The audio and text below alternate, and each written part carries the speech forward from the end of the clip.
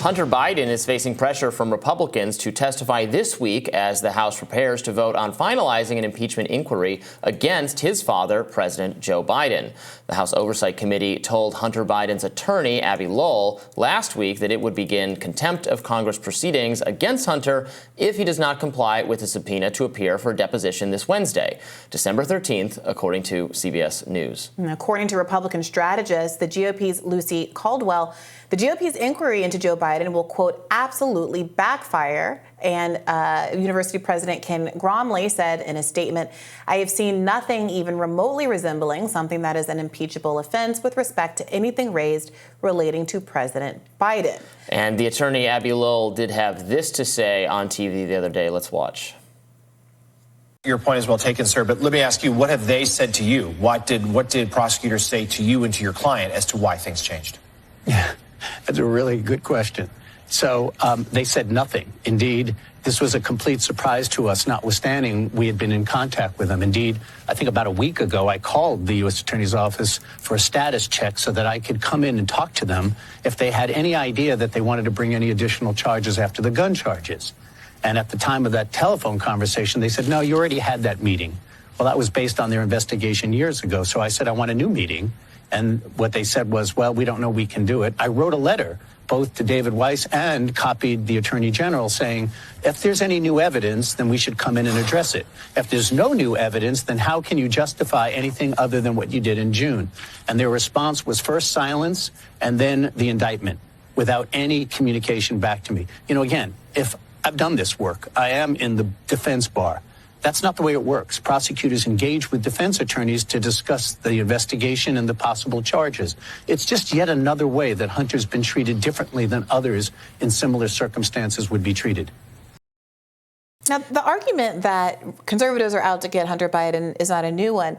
The idea that the prosecutors in Biden's Justice Department would be treating Hunter Biden unfairly does seem to be a little bit of a different kind of argument. How does that strike you? Yeah, for sure. Biden's going after Biden. I mean, this follows, obviously, news from last Thursday that Hunter Biden would face additional charges relating to tax evasion in California. He didn't failure to pay taxes between I think 2016 and 2019. Relating to income he had from Burisma, from the Chinese, millions of dollars that he used to pay for his lifestyle and all the drug-related things he was going for at the time.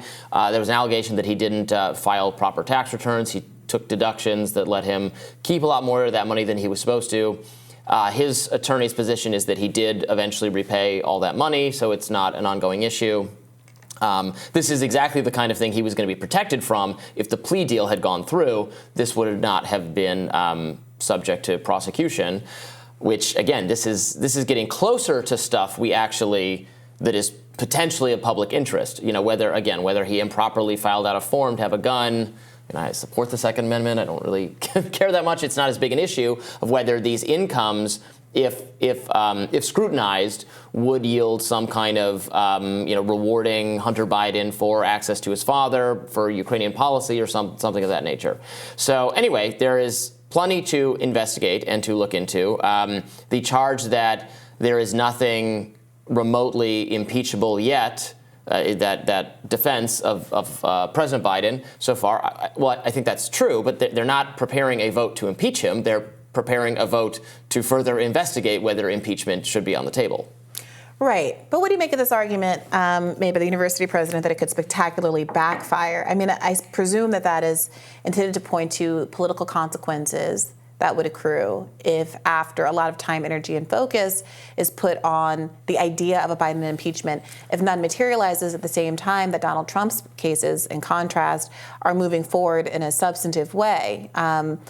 Is that something that conservatives pressing for this should be concerned about? Or ultimately, is it worth just throwing things at the wall, seeing if something sticks, and there's not actually going to be any negative consequences for coming up empty on this? I mean, what the university president said is just punditry. Obviously, if they don't come up with anything substantial, it will undermine the case, undermine what they've been doing in this whole inquiry. But I don't know that means that they shouldn't do it, or that there isn't enough, given the discord, which we reference all the time between Joe Biden's stated knowledge of what Hunter Biden was up to and what we've now learned subsequently, all the narrative of it being, falling short of what the reality actually was. Now, yeah, maybe they don't come up with anything, or maybe compared to what Trump is going through, it doesn't seem to matter to people. But Joe Biden is very unpopular for a variety of reasons, for his policies, for his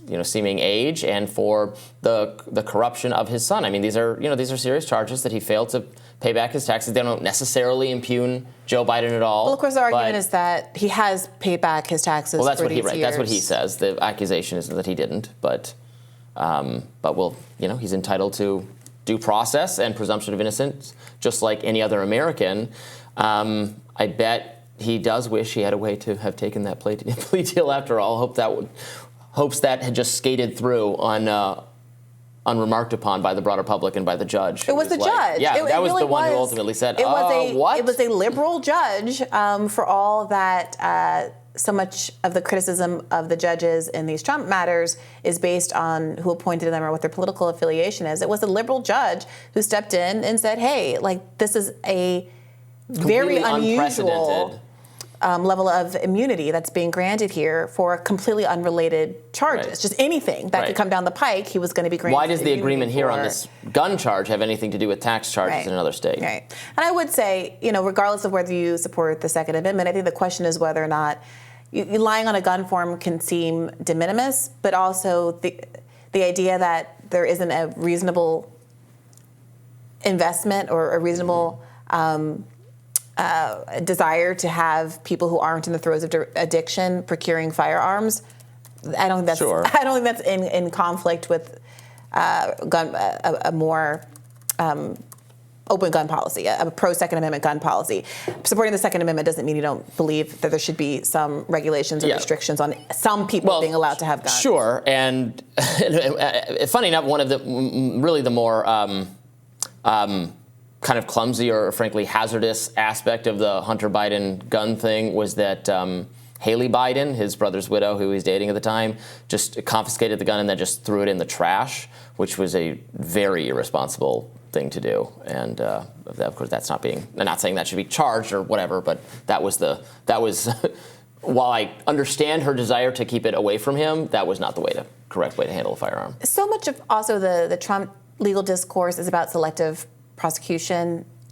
Do you think there's a there with Hunter Biden? Can you simultaneously say that the Justice Department is kind of out to get Donald Trump, and the IRS goes after Donald Trump and other people for political reasons that got Al Capone on tax fraud, but not see Hunter Biden as being able to avail himself of those same arguments?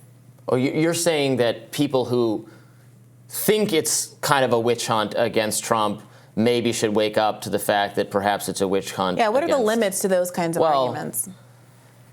Yeah, I mean, but then on some level it's still, then you think then that almost concedes that it is a witch hunt against Donald Trump, right? Well, which is like if we go down, we all go down together. Well, yeah, fair enough. I know, I'm on the other side. I'm like, no, they should. They're all corrupt. They're all wrongful. And let's see what we see. All right, let us know what you think and stick around, please, because we have a lot more rising for you right after this.